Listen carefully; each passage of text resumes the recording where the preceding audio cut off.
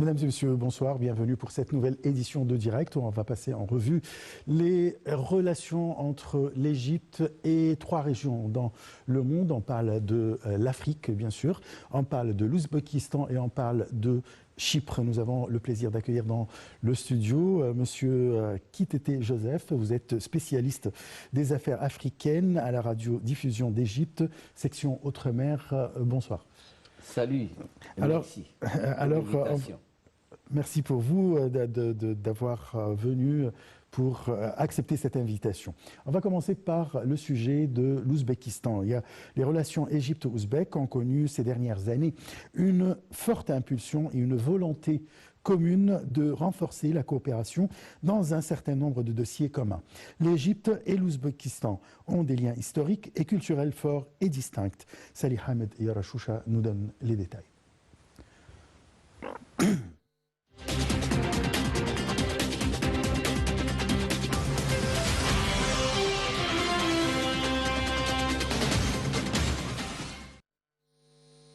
L'Égypte et l'Ouzbékistan ouvrent de nouveaux horizons dans leurs relations bilatérales. Le président de l'Ouzbékistan, Shavkat Mirziyoyev, est arrivé ce lundi au Caire. Cette visite, qui est la première du président d'Ouzbékistan en Égypte, devra durer 2 jours. Une visite qui ouvrira une nouvelle page dans les relations entre les deux pays. L'Égypte est l'un des pays leaders les plus importants dans le monde arabe et islamique et occupe une place prépondérante aux 2 niveaux, international et régional. L'ambassadeur d'Ouzbékistan au Caire a indiqué dimanche qu'une délégation de haut niveau devra accompagner le président Mirziyoyev lors de sa visite au Caire, comprenant le ministre ouzbek des Affaires étrangères et un groupe d'hommes d'affaires. Il est prévu d'organiser le Forum des affaires Égypte-Ouzbek en présence d'un grand nombre d'hommes d'affaires des 2 pays et de signer un certain nombre d'accords économiques importants.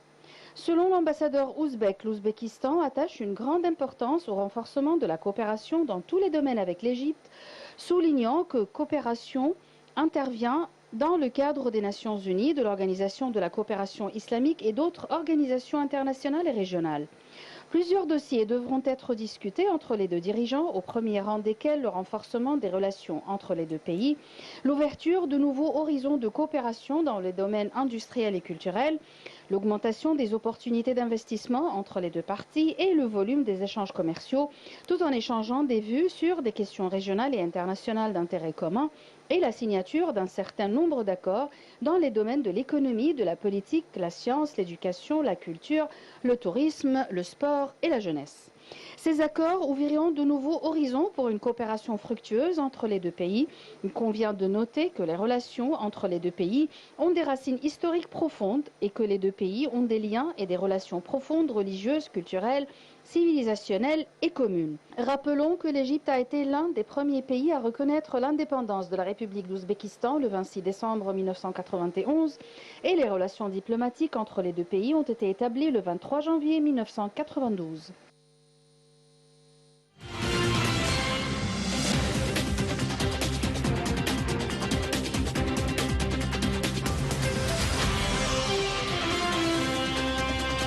Alors, Monsieur Kitete Joseph, je rappelle que vous êtes spécialiste des affaires africaines à la radio-diffusion d'Égypte, section Outre-mer. Alors, les relations entre l'Égypte et l'Ouzbékistan sont des relations historiques, comme on vient d'apprendre du reportage. Parlez-nous de ces relations. Voilà. Dans le temps, je sais très bien que la génération actuelle ne sait pas ce qui s'est passé dans les années au 19e siècle. Il y avait la guerre froide entre les pays de l'Est et de l'Ouest. Ouzbékistan, Kirghizistan, le 20e siècle. C'était des pays qui faisaient partie du bloc soviétique. Ouais. Depuis que le président Mikhail Gorbatchev avait décidé de donner donc, des l'autonomie à ces pays, alors en 1991, chaque pays a eu son indépendance, son autonomie interne. Oui. Vous voyez, l'Ouzbékistan, à ce moment, était un pays indépendant, avait des relations depuis longtemps avec l'indépendance soviétique avec l'Égypte. Oui. C'était des relations culturelles, des relations économiques, et des cultures économiques aussi, oui, et industrielles avec l'Ouzbékistan. donc qui faisait partie de l'Union soviétique dans le temps. Donc, l'Égypte a reconnu ces pays, premièrement parce que les peuples ouzbeks sont des peuples musulmans, dans les domaines culturels. Les étudiants ouzbeks, tout ça, venaient à l'université de Lazare, parce que c'est les plus anciennes et les plus grandes universités dans le niveau islamique du monde. Voilà ces relations-là. Et après, ils ont été intensifiés dans les domaines socio-culturels, socio-économiques, industriels, comme il vient de le dire. L'Égypte échange avec ces pays des informations et forme même des techniciens ouzbeks qui sont en Égypte pour suivre des formations dans les centres agricoles internationaux de l'Égypte. Vous savez, l'Égypte possède des centres internationaux d'agriculture. Les Ouzbékistan viennent là-bas. Jusqu'à présent. Oui, ils viennent quand il s'agit, parce que c'est centre international. L'Ouzbek qui viennent et d'autres pays de l'Afrique, des prisons de l'Afrique viennent, et d'autres pays de l'ancien bloc soviétique viennent aussi assister à tous ces colloques. Ça dure au moins 3 mois. Ça, c'est Centre international d'agriculture, parce qu'il y a un centre d'agriculture qui s'occupe tout simplement des pays riverains du Nil, entre l'Égypte et les pays riverains du Nil, comme le Congo-Kinshasa, le Soudan, le Rwanda, Burundi, l'Ouganda, Kenya. Ce sont des pays riverains du Nil, et l'Éthiopie. Mais dans le cadre international, l'Ouzbek envoie ces techniciens agricoles pour être formés dans le centre agricole. Donc, ce sont des relations qui datent de lointain et qui continuent à s'épanouir dans tous les domaines, comme nous venons d'écouter les commentaires. Là, si je comprends bien, quand vous avez expliqué que l'Ouzbékistan faisait partie de l'Union soviétique, il y a eu de très grandes relations et d'échanges entre l'Union soviétique et l'Égypte. Surtout à l'époque de Nasser. On parle surtout quand même des relations militaires, des échanges, etc. Alors, quel est le rôle qui a été joué par l'Ouzbékistan, par exemple, en ce moment? Ces pays, ce sont des pays socialistes qui viennent toujours pour nous apporter leur contribution dans tous les domaines. Ils nous aident financièrement, ils nous aident militairement aussi. Ils nous donnent, donc ce sont des pays qui viennent souvent, qui sont venus aussi soutenir l'Afrique, des pays d'Afrique, pendant la lutte pour l'indépendance. Parce que tous ces blocs étaient dans un seul bloc, parce qu'après 1981, la lutte était finie, l'Afrique n'était plus colonisée. Donc les nations ont pris d'autres chemins vers l'industrie, par exemple, le commerce, le tourisme. Mais la plus grande, il s'agit de l'éducation dans les domaines éducatifs, culturels. C'est là l'Ouzbékistan, un de ces centres culturels et ouzbeks, au Caire. Donc, c'est ce qui montre bien qu'après ce moment-là, les relations entre les deux pays se sont épanouies dans d'autres secteurs aussi. Aujourd'hui, on parle d'une plus grande coopération entre les deux pays. Alors on a déjà parlé ou bien entendu de l'industrie, du commerce, de plein de domaines. Des domaines, oui, c'est tout à fait normal parce que ces pays possèdent beaucoup de résistance dans ces domaines. Ce sont des pays qui ont été par la domination, faisaient partie des blocs soviétiques. Et ce sont des pays émergents qui, à chaque moment, nous aider, nous apporter des assistances, que ce soit dans les domaines militaires.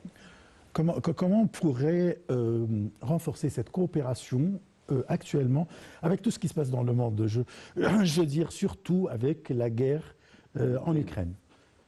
Voilà, nous tous, tout le monde, nous sommes embarrassés. Bien sûr.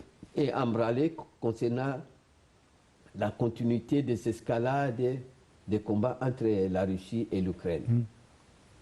Ça a touché, ça apporte toujours des... Vous savez, ce qui se passe ailleurs a des conséquences partout dans ce monde. Bien sûr. On ne peut pas dire ce qui se passe en Ukraine. Tout ce qui s'est passé à l'Ukraine a poussé le monde à changer de système économique. C'est vrai. Et sociaux. La vie socio-économique des pays européens est entrée dans une phase vraiment très, très, très critique à cause de cette guerre. Parce que gaz, ça vient de l'Union soviétique, et d'autres produits électroniques industrielles proviennent de la Russie. Quoi faire? Comment remplacer le gaz soviétique? Parce que le gaz soviétique, c'est ce qui est en train d'aider le peuple depuis longtemps, l'Europe, compte sur ça. Maintenant, quand il y a une guerre, que tous ces peuples ne traversent l'Ukraine. Vous voyez, ça a des conséquences lourdes dans la vie sociale, non seulement des pays d'Europe, aussi de tous les pays du monde, parce que l'Ukraine aussi produisait beaucoup de blé. Il importait ça dans le monde. Maintenant, le monde souffre. Les prix sont en train de... Donc, tout ce que nous sommes en train d'endurer, ça a des répercussions sur la vie socio-économique du peuple du monde entier, à commencer par l'Europe et l'Afrique. Tout à fait. Bon, je passe à notre deuxième sujet. Là, il s'agit du chef de la diplomatie égyptienne, Sameh Shoukry, qui a prononcé hier le discours de l'Égypte au nom du président Abdel Fattah el-Sisi sur le rapport d'activité du Conseil de paix et de sécurité lors du sommet de l'Union africaine. Le sommet se tient cette année dans des circonstances régionales et internationales délicates, exigeant une coopération pour faire face aux défis de sécurité existants, en particulier avec leur complexité croissante qui nécessite des méthodes plus efficaces, a dit le chef de la diplomatie égyptienne. Salih Ahmed Yarashoucha nous parle de ce sujet.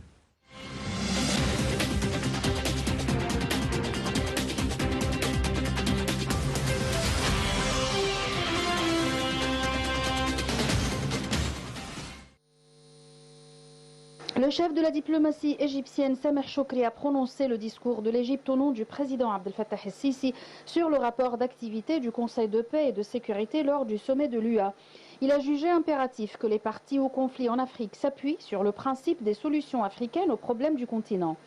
Il a salué les efforts du comité des 10 chefs d'État et de gouvernement de l'Union africaine sur la réforme du Conseil de sécurité de l'ONU sous la conduite du président du Sierra Leone, Julius Maada Bio.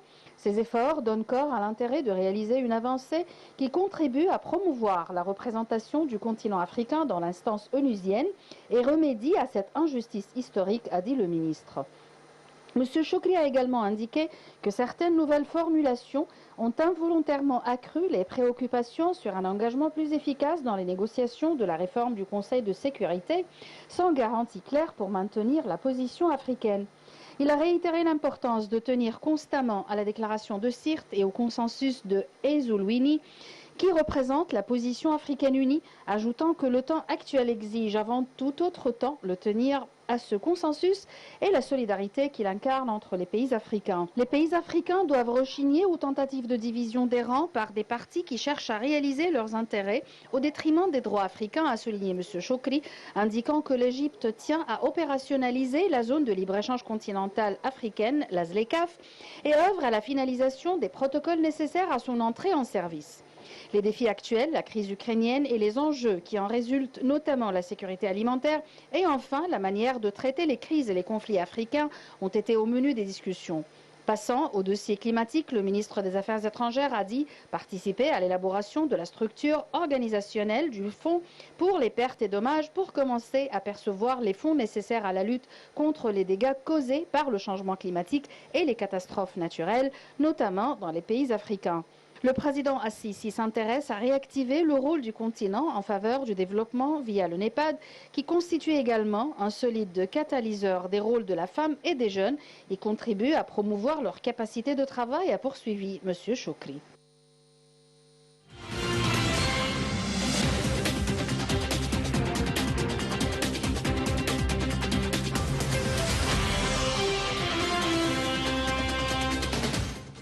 Monsieur Kitete Joseph, là on a parlé de la réunion ou bien du sommet africain qui s'est tenu récemment et à quoi a participé le ministre des Affaires étrangères Sameh Shoukry.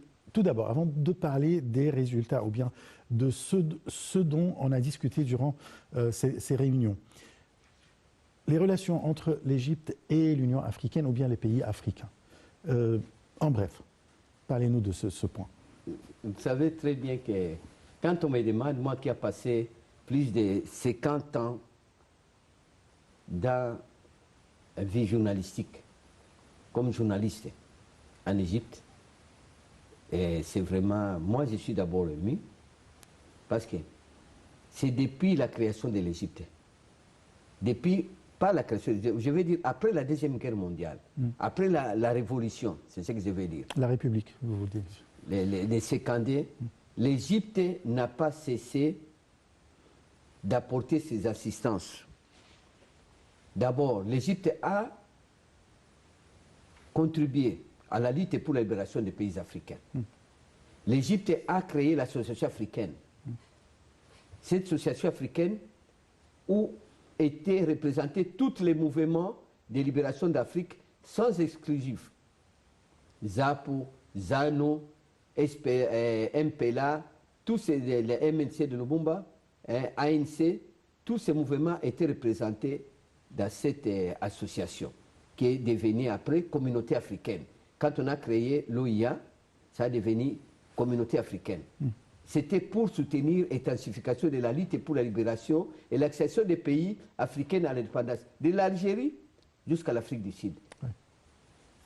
Aujourd'hui, nous sommes 54 pays, voire même la libération du Sud-Soudan. L'Égypte a contribué et il est parmi les pays même qui ont arrivé à amener n'importe quel pays. Quel est le pays d'Europe? On n'a jamais vu. L'Égypte, président Sisi prenait la décision, le peuple égyptien s'est sacrifié matériellement pour amener des vivres, pour sauver le peuple et aider le peuple à détresse au Sud-Soudan. C'est notre 54e pays, c'est la jeune petite pays de l'Afrique. Donc, moi, concernant l'Égypte, le rôle qu'a joué le rôle que l'Égypte a joué depuis la révolution jusqu'à aujourd'hui est grandiose. L'Égypte, après avoir créé donc la société africaine, vous savez très bien que l'Égypte a aussi été le siège de l'organisation de solidarité entre les peuples d'Afrique et d'Asie, à Corniche, maison du parti, qui a été détruite. Après ça, ce n'est pas fini. Ça, c'est le moment de Nasser. L'Égypte a formé des militaires et des combattants qui sont venus de SWAPO, des ZANU, de tous ces mouvements de libération des pays africains, de l'Afrique australe, à partir de l'Afrique centrale, du Congo. Ils étaient formés en Égypte. Et donc, l'Égypte nous assistait militairement, nous assistait économiquement, matériellement, logistiquement, pour que la lutte puisse apporter des fruits. Et chose a été faite. Après cette lutte, l'Égypte maintenant a un devoir. Et le peuple, moi je m'étonne parce que je croyais qu'après la mort de Nasser, après Sadat et Moubarak, il n'aura pas... Sisi est venu marcher sur les mêmes pas. Il a percé. C'est ce que moi je suis entré, je ne sont pas des mots que je mâche. Parce que moi j'ai vécu, je croyais que l'Égypte est maintenant... Non. Il a créé, le président Sisi a créé le comité pour le développement des infrastructures. Parce que si vous développez les infrastructures, c'est le peuple et les pays qui se développent en même temps. Oui. Et c'est ce qu'il a créé. Donc, nous avons vu dans tout ça la construction du barrage avec la Tanzanie. Dans le temps, nous, on faisait partie, on appelait des pays d'Europe et tout ça pour venir. Maintenant, l'Égypte a commencé, les pays africains ont commencé petit à petit à coopérer entre eux. Donc, voilà dans ces cas-là comment l'Égypte n'a pas épargné aucun effort. À partir de l'Égypte, nous avons eu la naissance des COMESA, la naissance des SADC, des NEPAD, dès que nous parlerons, donc quand le moment venu. Oui. Tout ça, c'est pour accompagner les peuples africains. Maintenant, la deuxième phase, c'est la reconstruction et le développement socio-économique de l'Afrique. Si on parle du développement socio-économique, voilà, il y a la création du nouveau-né qui est la ZLECAf. Alors la zone de libre-échange africaine. Alors où on est exactement et qu'est-ce que ça va aider, comment ça va aider ce projet ou bien cette loi au développement de l'Afrique? Il y a ceci. Quand nous parlons de développement sans la paix. Développement demande à ce que nos pays africains prennent conscience, qu'on nous soit accompagnés. Il y a deux acteurs. Il y a le peuple, il y a les dirigeants. les dirigeants ont un devoir, parce que pour un développement durable, il faut éviter des guerres. Ouais. Vous avez cité, je vous ai terminé d'abord, l'Afrique est presque divisée par des guerres. En Afrique subsaharienne, il y a des milices qui font des rages là-bas et qui tuent les gens. On ne peut pas, ça ne va pas. Il y a le terrorisme, bien sûr. Des terrorismes qui viennent là, que nous ne connaissons même pas l'origine, qui viennent détruire tout ce que nous voulons faire. Ils portent atteinte à tout ce que nous voulons. L'Afrique doit se préparer. Peut-être, moi je vois, pour créer, comme disait peut-être, un pacte de défense commune peut-être entre les pays africains. Si c'est possible, si ça peut nous aider. Mais la région, elle existe dans toute la région, comme entre le Congo, Kinshasa, je peux parler de mon pays, et le Rwanda. Il y a des milices là-bas, des milices qui viennent, qui sont là-bas, pour vraiment, qui sont en train de massacrer et de perturber la paix et la tranquillité. Il n'y a pas moyen. La population fuit, les gens sont dans des paniques, vivent dans des tentes, ils n'ont pas de lieu à dos. Donc, vous voyez ce que ça crée un drame d'un peuple. Donc, tous ces phénomènes, les présidents ont leur devoir, c'est d'œuvrer pour le maintien de la paix. Qu'ils puissent se rencontrer comme dans l'État, discuter de la paix. Nous discutons concernant la paix. De mettre fin au terrorisme. Au terrorisme. Comment nous pourrions... Mais comment? Mais il faut tout simplement... Il y a des spécialistes à ces domaines-là. Est-ce qu'il y a, par exemple, la France qui est en train de combattre le terrorisme au centre de l'Afrique? Il y a la Chine qui envoie des troupes. Merci pour votre... Ouais. Ouais. Ça, vous m'avez touché. Voilà, allez-y. Moi, je suis vraiment fâché. J'ai ouvert la porte. Parce que, voilà ce qu'il y a. Kadhafi a dit au peuple africain, j'ai dit cela et ça va rester pointé. Je regarde les caméras. Ouais. Il a dit, abolition donc, mais nous devons que l'Afrique puisse se débarrasser de toutes ces troupes armées et de créer une armée panafricaine de défense commune.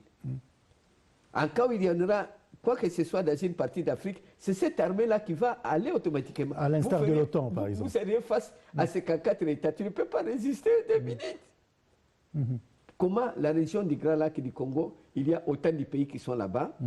Heureusement, je veux que les téléspectateurs qui nous suivent de loin et du Congo, qu'ils comprennent cela. Les peuples sont là-bas, ils manifestent jour et nuit pour dire que comment nous avons des forces d'intervention, de maintien de la paix, et la milice continue à faire rage. Oui. Les peuples, alors, vous voyez des questions à ce que moi-même je retourne afin que les dirigeants africains puissent nous donner des solutions. Il y a des choses qu'ils doivent trouver des solutions. C'est qu'il y a des choses qui ne sont pas normales entre eux. Donc, ils ne sont pas logiques. Ce n'est pas la logique. Oui. Les pays africains qui sont là-bas chez nous, de l'Afrique centrale, combien de pays armés qui n'arrivent pas à monter une rébellion? Mettez-vous à ma place. Oui, Qu'est-ce que ça signifie? Ok, écoute-moi bien. Nous, les Africains, sachons très bien que nous devons essayer, comme faisaient les Nasser et tous ces leaders, à ce que nous puissions nous-mêmes prendre à la main le destin de l'Afrique. Si nous ne le faisons pas, personne de l'extérieur viendra le faire. Comment les pays... Imagine, moi je vais dire ça devant tout le monde. Parce que moi, j'écoute tout le monde. Moi, j'écoute tout le monde, les petits et les grands. Comment les pays qui sont à l'Afrique là-bas, il y a le Sénégal, il y a le Cameroun, il y a la Côte d'Ivoire, il y a le Mali, il y a la Guinée-Bissau, il y a la Mauritanie, il y a l'autre là, tous ces pays-là, Niger, tous ces pays, ça sont capables de faire face devant les intégristes. Il y a quelque chose. Alors là, c'est le rôle des dirigeants africains. Oui. Quel est le rôle des peuples? Les peuples doivent... Ce qu'il y a, quand les dirigeants vont bien se comporter, les comportements plutôt, parce que les comportements des dirigeants jouent un rôle aussi. Les dirigeants doivent respecter la Constitution, doivent répondre et doivent réaliser les acquis et les rêves de leur peuple. S'ils le font, les peuples ne vont toujours les soutenir. Mais quand un peuple n'a pas à manger, il trouve quelqu'un qui va lui donner à manger. Il est prêt à se sacrifier, à faire n'importe quoi. Tout à fait. C'est un problème que nous devons traiter. Les dirigeants africains doivent traiter ça, et même secrètement, et prendre des décisions et mise en cours des stratégies. Comment on fait des stratégies pour éradiquer des malades? Pourquoi pas des stratégies pour aller combattre les terroristes? D'accord. Alors, premièrement, il faut éradiquer complètement le terrorisme. Mettre fin à la guerre, à la rivalité, aux rivalités. Détournement des fonds, tuer. Oui. Ouais, mettre fin. Donc, et puis, il y a aussi la jalousie et la haine. Donc, les pays africains doivent cesser. Donc, moi... De se rivaliser, voilà, c'est ça. La rivalité. Oui, oui. Ils doivent cesser de se rivaliser. Et là, on pourra avoir la zone de libre-échange africain. Et ça va marcher. Et ça va marcher. Mais tant que moi, je ne sais pas, c'est comme arrive entre le Congo et le Rwanda, on se jette toujours. Les Rwandais veulent exploiter nos richesses. Comme il y a eu le pape qui est venu là-bas, c'est une colonisation des richesses qui est venue parce que moi, j'ai besoin de prendre... Pourquoi les peuples, les Africains ne sont pas capables de se mettre autour d'une table pour traiter les affaires d'une manière correcte et cohérente? Ça va donner des solutions, non? Ils nous ont, nous, Nasser, tous ces gens-là, Modibo, les dirigeants du 19e siècle, nous ont donné la force de nous libérer. Pourquoi les dirigeants actuellement ne peuvent pas continuer à jouer le rôle de maintien de la paix en Afrique? Un autre problème dont l'Afrique est confrontée, on parle du changement climatique, de la désertification, la sécheresse. Alors, on a discuté de ça durant ces réunions. Moi, je vais vous dire une chose. Quand vous regardez l'Égypte, peut-être vous dites non, pas l'Égypte. L'Égypte, c'est un pays qui n'a pas cessé. L'Égypte a créé des centres de formation pour les agronomes africains qui viennent. Les agronomes viennent ici en Égypte. Les journalistes viennent en Égypte. Des militaires viennent, la police africaine vient pour la formation. Vous voyez? C'est que l'Égypte, depuis longtemps, a voulu former et aider les pays africains à se prendre en charge.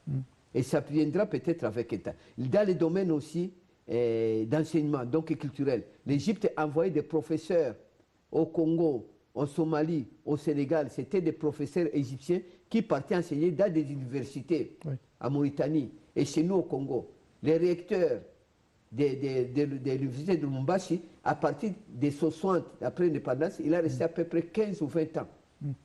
C'était un Égyptien, les fonds égyptiens pour le développement de l'Afrique, qui soutenaient, même dans les domaines aussi militaires. L'Égypte aujourd'hui, Mukwege, c'est un médecin là congolais, prix Nobel de la paix. Il est aujourd'hui gardé par quoi? Par des gardes de la police égyptienne qui me tient sa garde. Il a dit, moi je préférerais que mon pays puisse me garder, me protéger. Me protéger que d'autres. Mais dans tous ces domaines-là, nous sommes tous un seul peuple. D'abord l'Égypte et le Congo. Quand nous commençons, nous sommes ralliés par le fleuve Nil. Oui. Et par l'histoire. Oui, c'est depuis là que Dieu a créé ça. C'est quelque chose qui rallie l'Égypte, le Soudan, l'Éthiopie. C'est le fleuve Nil, majesté, qui fait la vie du peuple égyptien aujourd'hui. Parce que s'il n'y a pas le fleuve Nil, majesté, il n'aura pas la vie en Égypte, au Wadi. Vous avez traité quand même du développement durable dans le continent africain. Alors ça, c'est l'avenir de la Terre, l'avenir du monde. Bon. Concernant ce que nous vivons, c'est que l'Égypte est tentée de... Quand on parle de désertification, l'Afrique a déjà lancé, planté des arbres à partir de la Mauritanie jusqu'à l'autre côté. Oui. Avec, la muraille. Je me souviens, c'était au Tchad qu'on a lancé, avec le président Abdou Diouf, et le président du Tchad, lui aussi faisait partie, et d'autres présidents de l'Afrique de l'Ouest faisaient partie. Vous voyez? Ils ont dit pour lutter, l'Europe a financé, on ne sait pas ce qui est devenu, parce que les conférences se tiennent. Moi, j'ai suivi les représentants de l'Afrique. Les fonds que l'Europe est en train de donner, parfois ça n'arrive pas les tout. Mais même ce que nous devons avoir tout simplement dans tout ce que nous voulions faire, avoir les comités d'arbitrage et de prévention, un autre comité pour de contrôle de tout ce que nous, des suivis, on appelle ça le comité de suivi, les choses que nous faisons vont marcher comme il le faut. Tout à fait. Bon, Donc nous donnons chance. Vous savez, moi j'ai beaucoup aimé ça. Moi je voulais dire à Abdou Diouf que la plantation des arbres peut être accompagnée par le lancement d'un chemin de fer qui va commencer de l'autre, de l'est à l'ouest, pour construire que tous ces endroits désertiques ne soient pas abandonnés, créer une vie dans les oasis. Vous voyez, ça va aider aussi. Le transport des marchandises, des conteneurs, au lieu de passer là-bas, ça traverse tous ces pays à partir des Érythréens ou des Somalie jusqu'à la Mauritanie, pas traversant tous ces pays. Notre continent est le continent le plus, on peut dire, jeune, avec ses populations, et c'est le marché du monde. Et il faut que ça voilà, bien sûr. Nous avons nos richesses aussi. Les ressources. Les ressources, voilà. oui. De toute façon, je passe à notre troisième sujet, puisqu'on n'a pas assez de temps. L'Égypte tient à coopérer avec l'Inde dans le domaine de l'énergie propre et de la production d'hydrogène vert. Ceci a été examiné lors de la visite du président Abdel Fattah el-Sisi à New Delhi jeudi dernier. Salih Ahmed Yarashoucha nous donne les détails.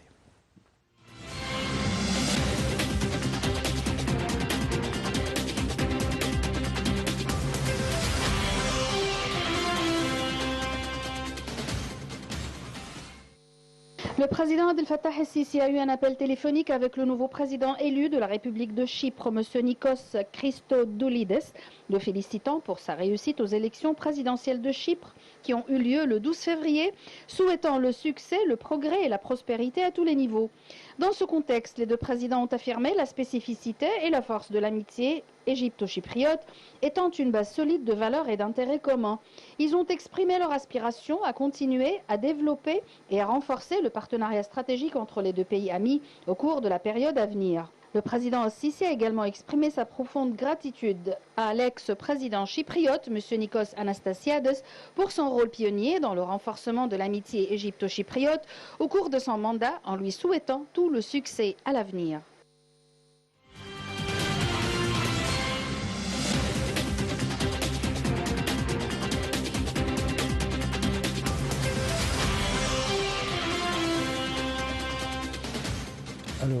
Alors c'était le président Abdel Fattah el-Sisi qui a eu un appel téléphonique avec le nouveau président élu de la République de Chypre, le félicitant pour sa réussite aux élections présidentielles de Chypre le 12 février.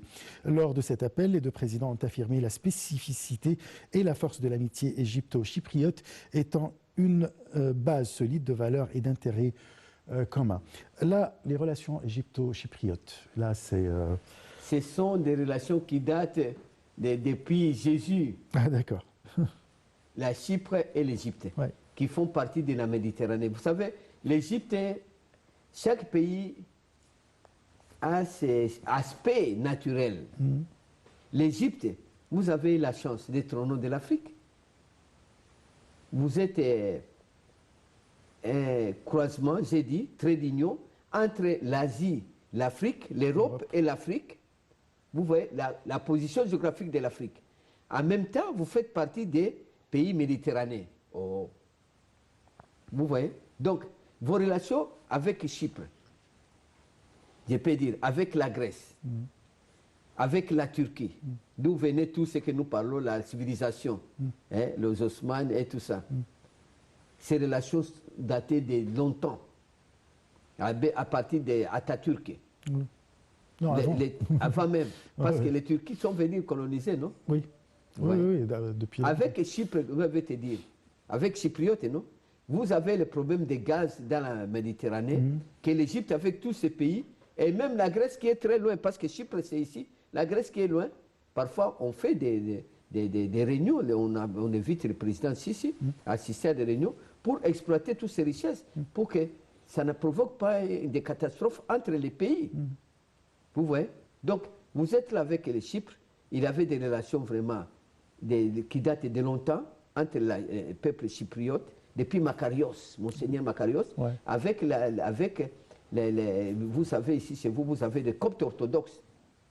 Donc ces relations datent de longtemps, depuis Makarios. Parce que l'Égypte et Chypre ont des relations, ce sont des relations qui datent de longtemps. Parce qu'il y a des communautés chypriotes qui vivent en Égypte. Pas congolais, non. Chypriotes et grecs. L'Égypte avait reçu aussi des Italiens. Les Italiens, les Grecs, vous savez, ça c'est l'Égypte. Les Arméniens, voilà. Ce sont des communautés qui vivent en Égypte. Depuis longtemps, l'aube de l'histoire. C'est vrai. Alexandrie, c'était une métropole où vivaient toutes les nationalités. Oui, dans la Méditerranée. Vous voyez? Donc vos relations, c'est des relations qui datent de longtemps, ancestrales, et qui doivent se développer. Parce que l'Égypte fait partie de la Méditerranée, et Chypre aussi fait partie de la Méditerranée. Avec la délimitation dans la Méditerranée. Dans la Méditerranée, c'est tout. Voilà. On trace on connaît chacun. Mais pour exploiter maintenant des richesses, on connaît ça très bien. Il y a du gaz, il paraîtrait. Je ne me trompe pas. Donc, l'Égypte a sa responsabilité aussi. Et de même, la Chypre a ses responsabilités pour qu'on puisse exploiter, garder la politique de bon voisinage, pour qu'on puisse vivre dans la paix. Donc, parce que Chypre aussi, depuis Makarios, après sa mort, la Turquie a occupé une partie de Chypre. Il a pris une partie de Chypre, ce que la Grèce n'a pas voulu. Jusque-là, je ne sais pas si cet conflit a été déjà résolu ou non, parce que je ne suis plus, on n'entend plus parler de ça, on entend parler d'autres problèmes. Restons économiquement. Concernant la Méditerranée, quand on a délimité les frontières maritimes, alors l'Égypte a pu exploiter du gaz par le biais de la société italienne Eni. Et aujourd'hui, l'Égypte a réalisé son autosuffisance en gaz. C'est grâce aux relations avec Chypre. C'est ce que voilà ce que nous encourageons, la politique de bon voisinage. Voilà, tout à fait. Moi, je suivais très près quand il y avait une conférence entre tous ces pays, l'Égypte, il y avait Chypre, la Grèce, et je ne sais pas, pour exploitation des gaz dans la Méditerranée.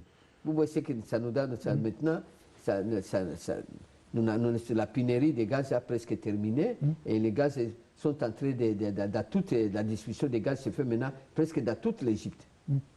Nous rendons un coup de chapeau au président et à tous les hommes qui ont contribué, non? C'est ce que nous voulons, vous voyez. Nous disons toujours merci aux hommes de bonne volonté. Ce sont des hommes de bonne volonté parce que disons que le président, c'est grâce à ces efforts que nous avons atteint ces niveaux-là. Et un coup de chapeau, il a Chypre aussi et tous ces pays riverains qui ont contribué à ce que l'Égypte puisse aussi exploiter des gaz. Voilà, et grâce à ces exploitations, on a pu même aider l'Europe dans sa crise après la guerre de la Russie, puisque on exporte le gaz via liquéfié. Oui, voilà. Ça aide. Dans des moments, ça aide. Voilà. Je vous remercie beaucoup, Monsieur Kitete Joseph. Je rappelle que vous êtes spécialiste des affaires africaines à la radiodiffusion d'Égypte, section Outre-mer. Je vous remercie pour toutes ces informations et explications concernant les 3 sujets qu'on a traités pour ce soir. Moi, je remercie les téléspectateurs. Ce que je demande toujours qu'ils nous envoient s'ils ont des projets, des critiques, ils doivent envoyer ça pour que cette Nil TV, ce qu'on appelle Nil, c'est le fleuve Nil. Donc, c'est quelque chose qui est ouvert pour tous les pays riverains du Nil. Qui parlent la langue française. Il y a aussi des programmes en langue anglaise. Envoyez-nous vos suggestions. Alors, je remercie tous les téléspectateurs qui nous ont suivis en Afrique et partout ailleurs. Et nous serons toujours là pour répondre à vos suggestions. C'est ce qui est important. Et nous voudrions toujours connaître vos réactions de ce que nous sommes en train de faire. Tout à fait. Je vous remercie beaucoup. Chers téléspectateurs, on se donne un rendez-vous demain avec une nouvelle édition de Direct. Très très bonne soirée. Au revoir.